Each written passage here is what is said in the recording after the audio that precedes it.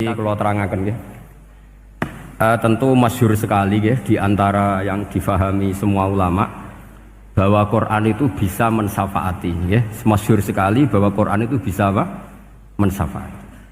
Bahkan syafaatnya Quran itu bedanya dengan syafaatnya Nabi adalah syafaatul Quran ini menghalau atau menghadang orang biar gak sampai kena azab.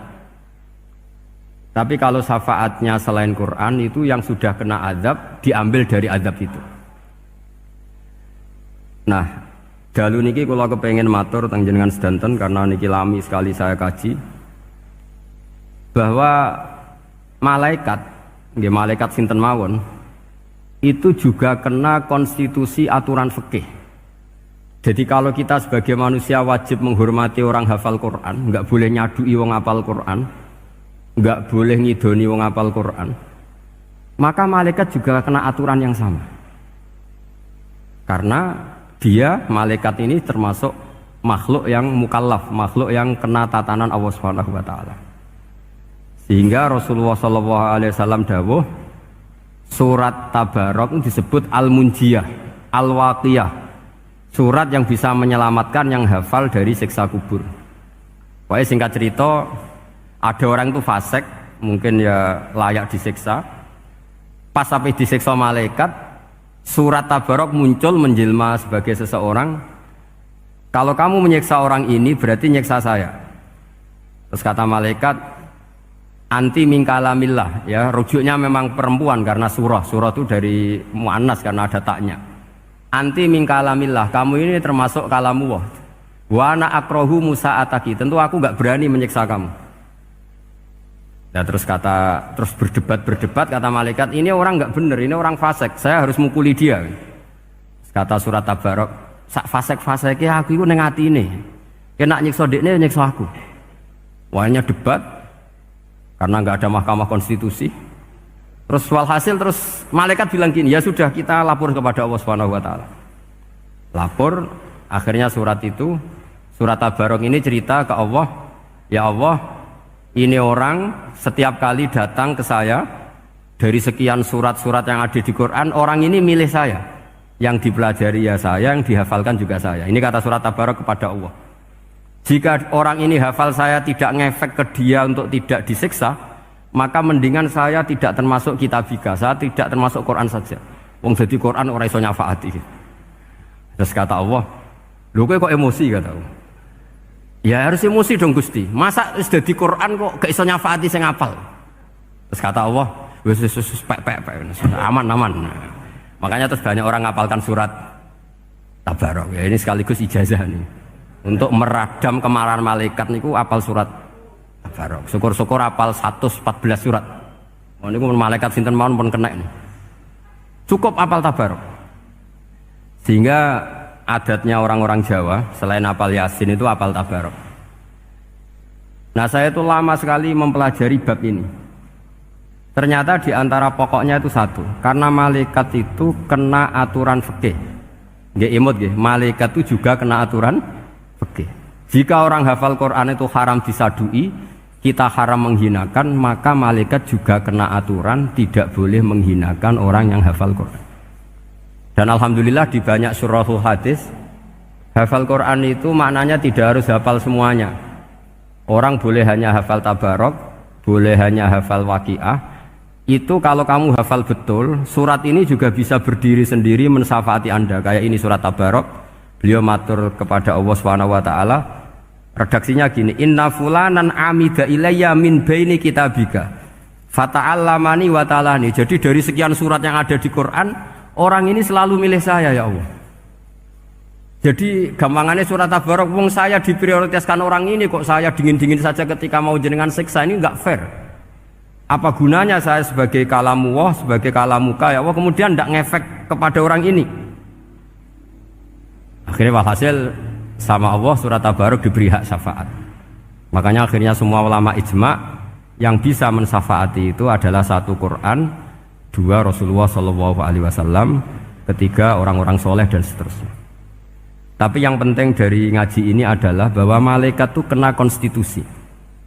Makanya saya punya ijazah untuk jenengan. Malaikat itu bisa diteror, sama tenang saja. Malaikat itu bisa diteror, bisa dibully. Masyhur itu di cerita Nurul Dhulam karangannya Senawawi. Sayyidina Ali yang mbahnya Habib Ali ini, Sayyidina Ali bin Abi Thalib. Ya, jadi Rasulullah kita tahu punya menantu yang top alim alamah namanya Sayyidina Ali. Sayyidina Ali ku yang menuso. Jadi dekne ku iseng kepengin roh Umar ku wedi. Mergo mangkel. Wong kok ning donya anggere wong tau disentak iku kepengin roh Umar disentak. Wong sak urip-uripe nyentak. Wong.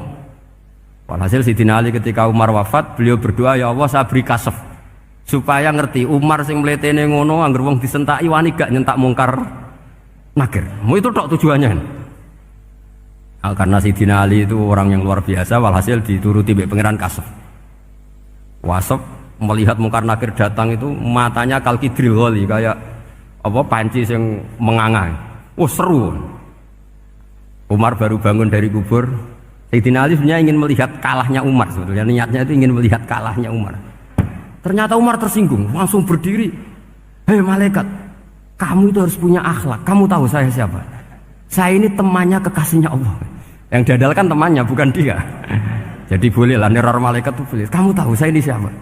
Saya ini temannya kekasihnya Tuhan, kekasihnya Allah. Ya ke sapa? Kancane Nabi Muhammad. Itu panik mungkar nakir.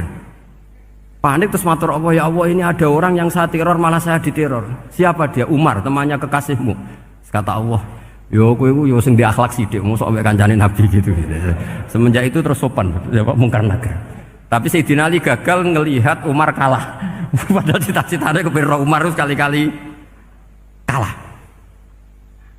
Jadi ada sekian cara untuk apa ya, kalau dibahasakan untuk meredam malaikat. Masyhur ada ulama alim alamah pekerjaannya mengajar tauhid.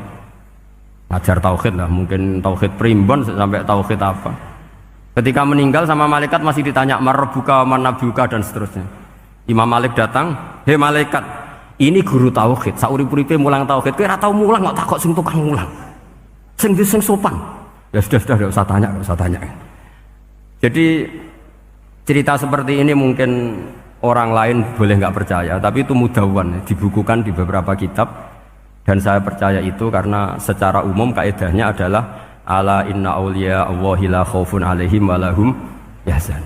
Tetap lahumul busyra fil hayati dunya fil akhirah. Artinya kalau wali itu ngalami ketakutan ketemu mungkar nakir, berarti dia tidak punya busyra fil akhirah. Padahal para wali ini dijamin punya busyra, mendapatkan gembira di dunia, juga mendapatkan gembira di akhirat. Artinya kalau para wali ngalami ditanya mungkar nakir terus takut, apa mana mbok bayangno kepuyah-puyah, wah itu lahumul busra. Jadi ini, makanya zaman nanti kalau ditanya mungkar nakir, marbuka, saya guru tauhid. Ngajar di Qudsiyah kelas 6. Nah, harus jelas. Saya kalau ditanya juga gitu, saya guru Minhajul Abidin, ngajar di Habib Ali. Minhajul Thalibin, harus jelas. Kalau Pak Najib lebih gampang, ketua menoro. Lebih gampang lagi. Enggak apa-apa. Kalau karena malaikat itu ternyata mukallaf itu kena aturan hukum. Enggak boleh dia selonang-selonong. Kena aturan hukum. Makanya fa inna Allah ta'ala la yu'adzibu qalban wa al-Qur'an. Allah tidak akan menyiksa hati yang ada di Quran. Kalau orang hafal Quran sampai mati, artinya dia membawa Quran. Dan artinya apa? Malaikat kena aturan tidak boleh melecehkan orang yang membawa Al-Quran. Jika surat Tabarak gak terima, ini orang ini hafal saya, kalau kamu mukulin dia kena saya.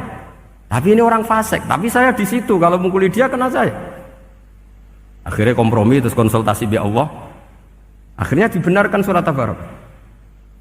Ya, terus ini sudah clear ya, lolos ya, mungkar nakir lolos, baru kayak surat apa? Tabarak. Mungkin-mungkin buatan dites malih, nak dites malih ndredeg keliru-keliru ribet.